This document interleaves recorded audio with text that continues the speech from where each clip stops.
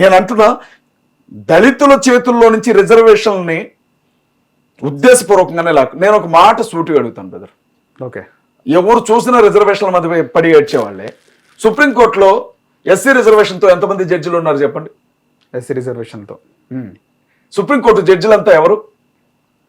High position లో ఉన్న వాళ్ళు కూడా ఎవరు?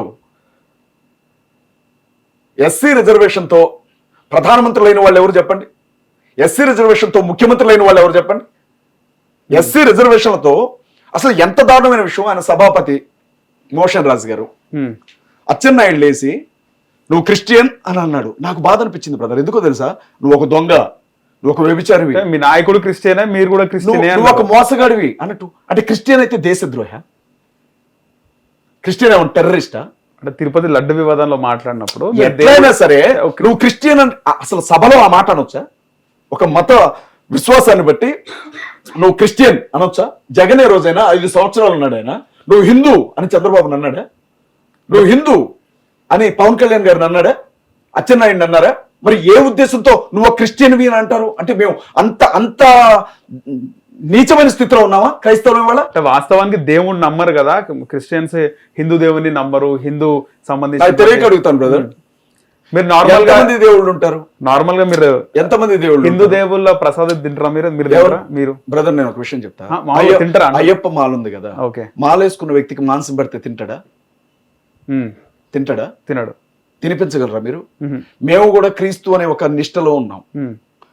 క్రీస్తు దగ్గర ఆహారం తప్ప వేరే ఆహారం తీసుకోలేము. అంటే మీరు హిందూ ప్రసాదం ఒక మాంసంతో పోలుస్తున్నారు? మాంసం అని కాదు, అది ఎంత పవిత్రమైందైనా, అది ఎంత భక్తి కలిగించేదైనా మేము ఒక నిష్టలో ఉన్నాం. ఓకే, ఇప్పుడు నేను ఒక చిన్న విషయం చెప్తాను. లడ్డు కూడా నిష్టమైందే కదా, పరమ పవిత్రమైందే కదా, తప్పులేదు, గౌరవిస్తాం. అంటే మీకు నచ్చదు, మీ పాలసీ కాదు అది, మీ సిద్ధాంతం, మా పద్ధతి కాదు అది, రైట్, మా పద్ధతి కాదు. అక్కడ అచ్చెన్నాయుడు గారు కూడా అదే మాట్లాడారు. ఆయన ఏమన్నారు? అసెంబ్లీలో ఎలా మాట్లాడారు? దేవుణ్ణి నమ్మరు మీరు కాదు బ్రదర్, వాళ్ళు ఏమని ప్రమాణం చేసి అసెంబ్లీకి వచ్చారు?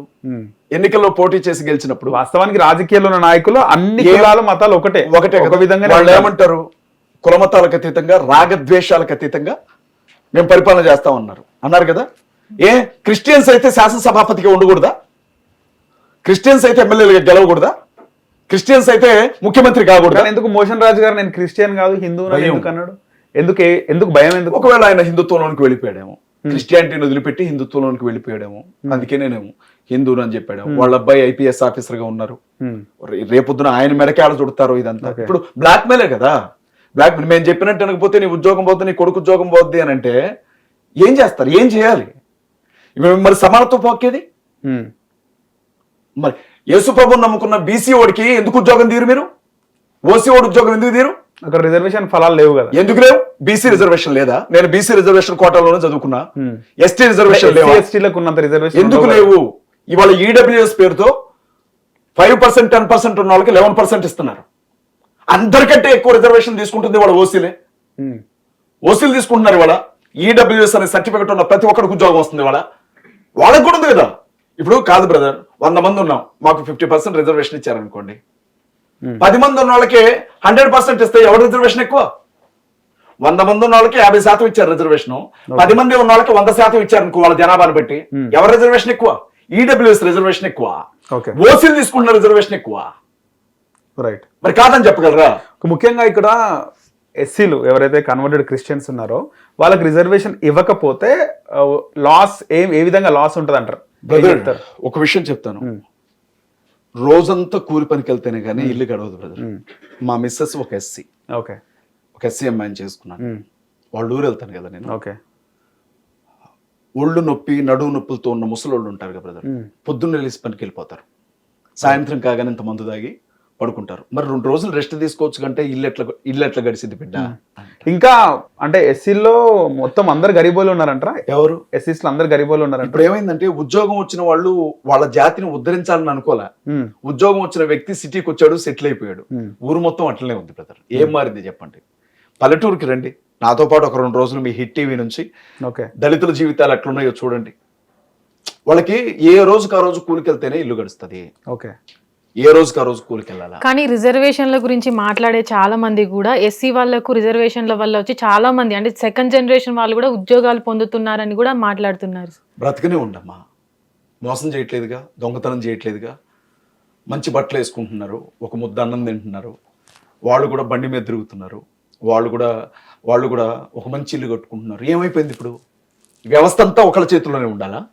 కానీ మనకు రాజ్యాంగం ఏ విధంగా అయితే మతాన్ని ఎంచుకునే స్వేచ్ఛ మనకి ఇచ్చిందో, కానీ తీర్పునిచ్చే సందర్భంలో కూడా సుప్రీంకోర్టు అంటే ఇప్పుడు క్రైస్తవ మతంలో కులాలు ఉండవని చెప్పింది. మరి కులాలు లేవు అన్నప్పుడు ఏం చెప్పాలి చెప్పండి? కులాలు లేవు, కులాలు లేవు క్రైస్తవ మతంలో. రైట్. లేనప్పుడు నో క్యాస్ట్ సర్టిఫికేట్ కదా ఇవ్వాల్సింది. బీసీసీ ఎట్లా ఇస్తాడు? బుద్ధి ఉండొద్దా? క్రిస్టియానిటీలో కులాలు లేవు, అప్పుడు నువ్వేమి ఇవ్వాలా? హిందుత్వాన్ని వదిలిపెట్టి క్రిస్టియానిటీలోకి వెళ్ళిపోయిన వాళ్ళకి ఎప్పుడన్నా అడిగిరా మీరు? అడుగుతున్నాను కదా, అలాంటిది ఇప్పుడే అడుగుతున్నాను. నో క్యాస్ట్ ఇవ్వండి, క్యాస్ట్ లేదని నో క్యాస్ట్ ఇస్తే ఓకే, నో క్యాస్ట్ ఇచ్చేసి అందరికి ఇచ్చేసి క్రైస్తవులందరికీ నో క్యాస్ట్ ఇవ్వండి, నో క్యాస్ట్ ఉన్న వాళ్ళకి కూడా ఒక రిజర్వేషన్ ఇవ్వండి. ఓకే. మరి బీసీసీ ఎందుకు ఇస్తున్నారు మళ్ళీ? ఎవరు అడిగాడు మిమ్మల్ని బీసీసీ ఇవ్వమని? కులమే లేదని ఇంకొక కులంలోనికి ఎలా నెడతావు?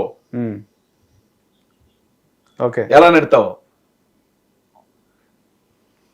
అంటే ప్రాక్టికల్ గా జరిగేది ఏంటంటే, అధికారం అంతా పెద్ద కులాల చేతుల్లో ఉంది. వాళ్ళు చెప్పినట్లుగా వింటేనే దళితులకు బ్రతుకు. కాదు అని అంటారా? ఏదైనా చేయగలం, మా చేతుల్లో పవర్ ఉంది, అది చూపిస్తున్నారు ఇప్పుడు.